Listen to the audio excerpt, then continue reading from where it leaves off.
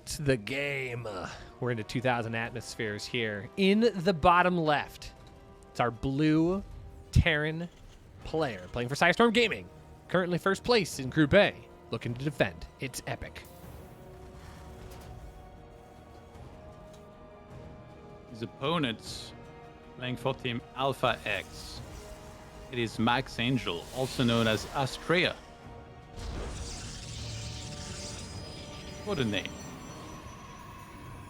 Maxwell Angel. What a guy. Well, Max Angel sounds better than Max. Well, that's fair. That's fair. I was bantering with Astrea in the pregame lobby, though, and I said, oh my gosh, is this the real Max Angel? And his response to me was, that's Maxwell D. Angel to you. To which I immediately What's the D stand for? That's a great question. I don't know. Dylan? Dylan? What's the only name that can, like, uncool Max Angel? Dylan. I think Daniel is probably... Even Daniel would be, like, totally fine. But... Oh, yeah. It's true. Oh. No, I mean, people know who Astrea is if you guys follow the North American server. But if you don't, for some reason, like, go check out Astrea's signature series that they did on him last year. It was so cool to see them do a signature series on a couple of North American players. They covered Astrea, they covered Scarlet. Oh, it was so fun to get to peek into their lives and learn more about them as people outside of StarCraft. So do check that out. Astrea is a super cool dude, but SCV? Yeah, I was gonna say SCV's on the run. But not to diminish Epic's contributions. Of course, a longtime player of Psystorm Gaming, looking to, again, secure his first place run here. And going to do it in a pretty standard opening here. Second SCV getting out of dodge here all of a sudden. But now, finally, a couple of Marines will take care of that. This probe's harass was insane. He put 2 SCVs on very minimal hit points.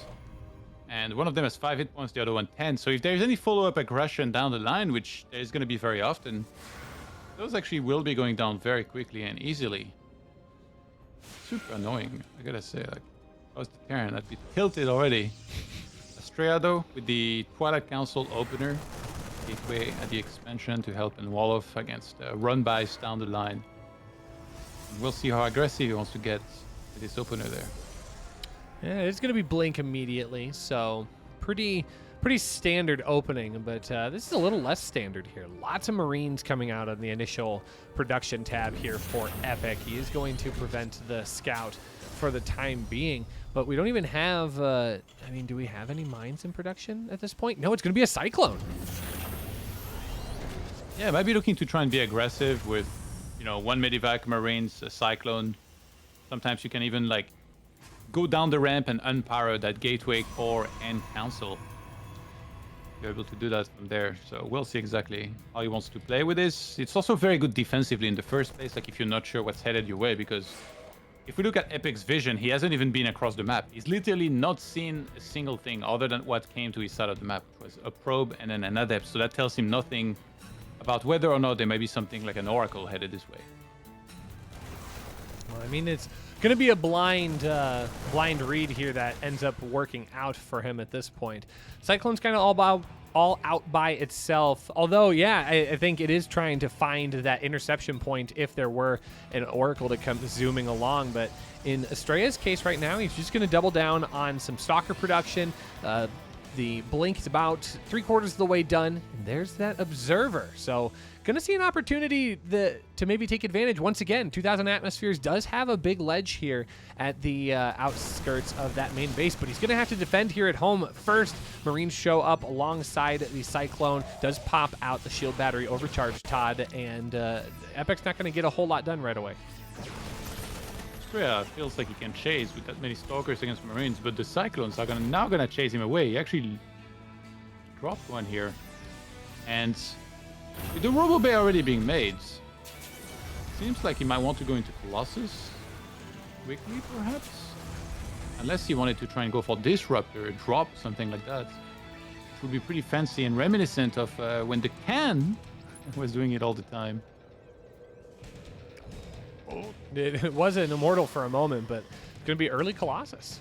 So trying to prepare for what might be big bio. And I mean, there are a sizable amount of Marines right now. Great blink micro here, picking off one of the Cyclones and then immediately getting out, keeping those Stalkers alive. And that is going to buy some time here as Astrea is working on getting his third base location. Extended Thermal Lance is on the way alongside Charge. So really good investment into the ground army here. But Tank is going to prevent Astrea from getting any further harassment done, at least at the second. You see that the Observer stalked the Medivac and he saw him head across the map. So now he's going to move back to Stalkers. There is a chance Epic thinks that the Stalkers are right outside his base.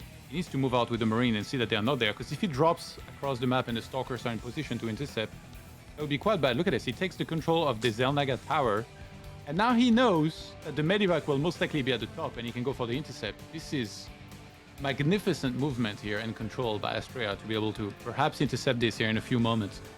I love this. There should be a giant blink underneath. No, he misses it just a little bit, but he does damage it enough that it's going to be a one-way trip, but still enough damage will be done here. Looks like going to be limited amount of damage here. 3 probes do end up going down, but that could have been so much better on the interception. Hype this up like this is going to be sick. He's going to kill it. Everything's going to be inside. Actually, just scoot past entirely.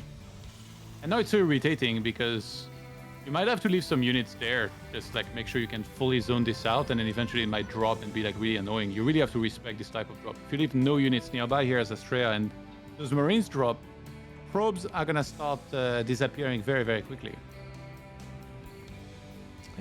And right now, I mean, Astrea doesn't want to lose out on any of his economic advantage. He's got 61 workers to 44.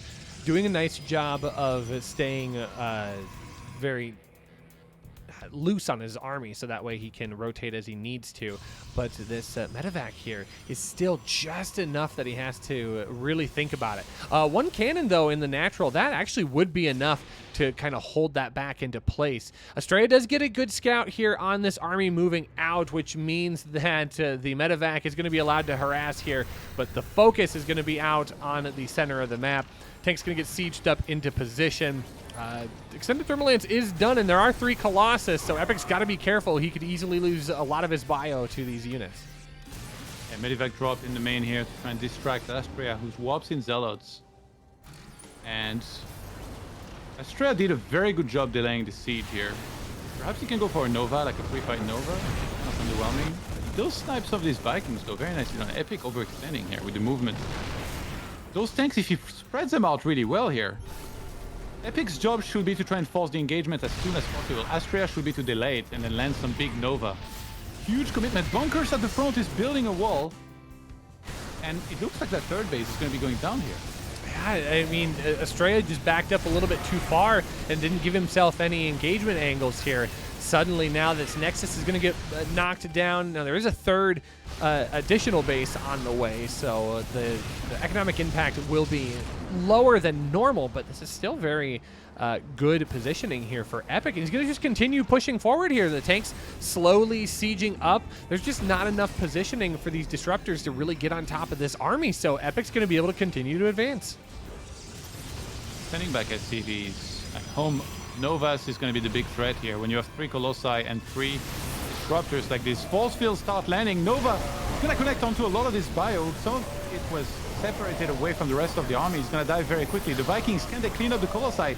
One of them is finally down, but Astrea targets down those Vikings with his Stalkers. Okay, so on the other side. Yeah, there's going to be a run by here. That's starting to get into the main base in the natural. There really isn't that much back at home. One tank up in the main is going to be able to deal with those Zealots, but there's nothing down in the natural. Finally now, the units do get pulled across. A few of these tanks being worked away at by these disruptors, but that's 8 workers that have gone down for Epic, and that is going to be a little bit of lost mining time as well. So the income advantage going to sharply go back into Astrea's favor, but this is going to be a great moment here. Astrea trying to take advantage of the retreat, going to corner off these units. There really isn't that much left here, so if Epic isn't careful, he could very easily lose the remainder of this army, and it is rather expensive coming home. Yeah, Astrea with some fantastic movement here around this army. I think he could tell that Epic would just try and move back home. So now he's on the intercept course, actually. Not to let this army get back home, but it's going to be Epic kind of diving onto this back line of Colossi here. Novas, though, are going to start connecting. Colossus doing a fantastic job against this army. Epic sieges, but Astrea's already out of there.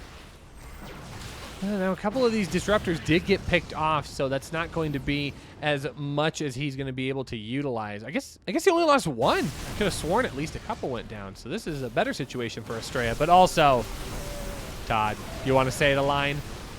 Look at this supply, Rashi. We've got 3 times more for Astrea, who takes the map 1 number win.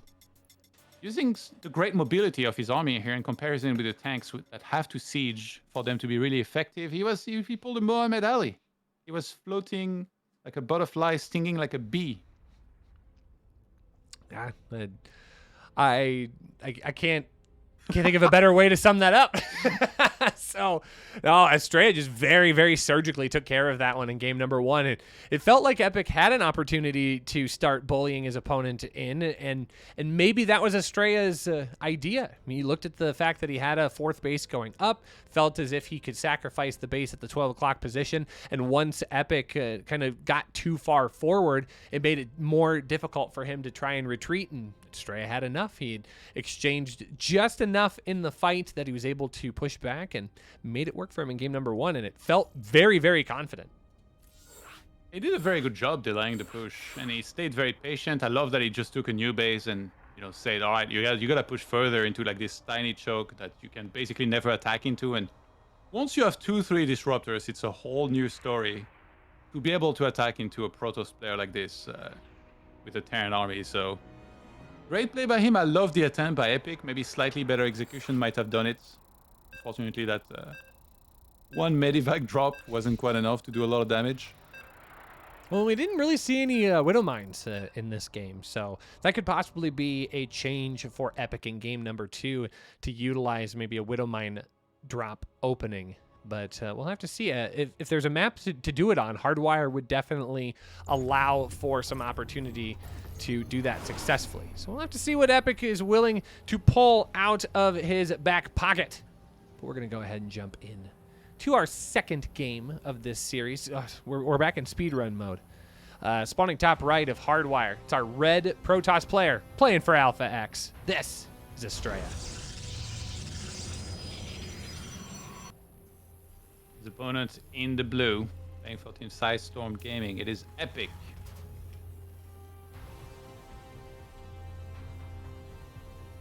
That was a nice attempt. I like that, you know, it seemed like he was using his own specific style here with the Siege. Astrea, though, it looked like he knew exactly how to deal with this. And now Epic is actually going to go for a proxy barracks very, very close to the base of Astrea, which is not going to scout for it, but by scouting across the map should be able to realize exactly what's happening. And we already saw this scenario earlier today where basically if you know that this is happening, you just kind of want to get a Zealot and then go into core earlier and not rush your Nexus, because obviously Nexus is not going to help you against a proxy. If anything, that's going to put you behind if you start losing workers. And I think we have seen in a lot of different situations where the worker disadvantage really starts to pull away in a big effect. So this series is going to be no different. I wouldn't be surprised to see Epic try and take advantage of that more. I would love to see an additional attempt at trying to get some more Widow Mines integrated into his build order, but he is already starting at least something that's going to be relatively aggressive here, getting that first Reaper out at the proxy. Hasn't dropped the bunker just yet, but Astrea now going to be trailing against this SCV. It's going to make it difficult for that to happen. It's very possible it's not even going to happen. The probe does get pulled out quite far. I mean, the Reaper's going to be able to start harassing here, but what kind of hold power is Epic going to have here? We're going to have to see. The bunker actually made a little bit more towards the front here, right next to that one pylon. And yes, there's a Zealot out, but the Reaper can easily go around. He can kind of choose what he wants to target. Maybe some probes form now, which Astrea pulls off the line very, very nicely to make sure he doesn't lose any of them. Is the Stalker on time to prevent the bunker from finishing? Zealot going straight for the SCVs. or the SCV. No misclick was allowed here, and he actually gets it. Astrea with a beautiful defense. Oh, yeah. I mean, yeah, you just basically need to cancel that bunker almost immediately. There are going to be 2 Reapers, but now the amount of impact they're going to get is going to be much more limited. They don't have anywhere to retreat to. They're going to have to do their normal shenanigans. And Astrea is already on top of it, has another Stalker perched into position, dealing a decent amount of damage. Oh, and one of them gets bumped back into Stalker range. So one of those Reapers is going to be going down. That is not the kind of opening that Epic wanted to start with. That was me when I play team games. I was held back by my teammates. 6 SimCity, by the way, by Astrea in the main base. Like, I think Epic was trying to go around on the right-hand side to go fully around the middle line, but Astrea's builds around his assimilators does not allow for this. So he was able to trap one of those Reapers, take it out instantly, and I'm very impressed with Astrea. Look at his Zealot across the map now. SCV is in danger. I'm expecting... Oh, he actually got really close. Epic had to continue microing that SCV. I was actually almost surprised the Stalker didn't just wander across the map, but I think that might have been just a little bit too bold for the American Protoss. Twilight Council is going to be chrono boosted here. Blink on the way. I think... I mean, gauging on how game number 1 went, I think we could possibly see Astrea be even just more aggressive in this game than we saw him in game number 1. But here come the Widow Mines. It's going to start with a Hellion drop, though, in the main. I do like this for Epic. And you're 100% right. Look at this. 4th gateway. So he's just going to spam Stalkers, probably get a Prism after that Observer, and then just, I think, go for it. Whereas on the other side, I mean, yes, you're trying to drop 4 Hellions, but that's into a lot of Stalkers. Blink upgrade is closing in very rapidly. Astrea perfectly... No, not perfectly in position. Hellions actually sneak in, kill 8 probes. Oh. That's the caster curse right there. Yeah, I mean, he looked perfectly perched to block that entrance there, but 10 probes end up going down. So this ends up being like a little bit of a do or die situation here for Astrea. I think that was way more damage than he was expecting, and that he might have been able to afford at this point, because right now there's no 3rd base underway. He has the probe in position, but I'd honestly be surprised if the Nexus got built at this point, because I think he's just going to want to invest more and more into this Stalker production. But Epic's already on his way back here. Todd, he's got 4 mines this time. Oh no, it's going to get spotted by the Observer. He boosted, but the Stalkers just blinked out. Oh, he recalls. I don't think they're going to be on time, though. This could be a disaster. No Widowmine dies before they have time to detonate, so that's going to be some Stalkers going down here, and then that finally gets cleaned up. That was a sick timing. If the Stalkers had been on the high ground back at home, Astrea might have been able to intercept, kill everything without losing a single thing, and even pulling off probes off the line. But now is where the counterattack is going to be happening. Prism is ready. What do we have on the other side? We don't have much. We got 4 Marines, 1 bunker, and a tank. And the tank now down at the natural expand. If these Stalkers come up into the main base, that's going to be a long amount of time before Epic is going to be able to push these Stalkers back, and especially Stalkers with Blink. It's going to be a great opportunity for Astrea to just blink on top of tanks. I think this could be a really formative moment. I know that the supply doesn't lie, but I think Astrea has maybe a little bit more of an advantage here than the numbers might indicate. Astrea was forced to leave 2 Stalkers at the top, just because there is that 1 Medivac with a Widow Mine in it, and he really has to respect this. It'd be really bad not to have anything there. Yeah, CVs are going to start falling left and right. That's also like kind of just a decoy for him to maybe blink more Stalkers into the expansion to kill SCVs there, then escape the main, and then redrop the main. Here we go. All right, nice big blink forward here. Going to soften up one of those medevacs. Does get the pick off as well, and the second medevac is already damaged. So that is not going to allow for any aggressive positioning here. 1 tank does end up going down. That's a bit of a misplay here by Epic. Didn't have it quite far enough up the ramp, and Astrea was able to do a little bit of damage here. And here comes the follow-up. Additional Stalkers blink in here. This is now a lot of units here. Stimpack gets denied. That's a huge pickoff here. That's so unfortunate for Epic, who now has to work with just combat shields only. Yeah, and Astrea actually, he could have even warped in on the high ground there. He's really respecting this force for some reason. Might just group up at the front and then go for a final blink forward, but The thing is, at the same time, he has the third base, that one Widowmine connected. Actually got 5 kills on the other side, but he's finally gonna get sniped. Astrea could just finish this, it feels like, any moment now, with the amount of stalkers that he has. Oh, yeah, I was going to say, he's got enough to one-shot that tank for sure. Oh, and especially if it's unsieged, he should just...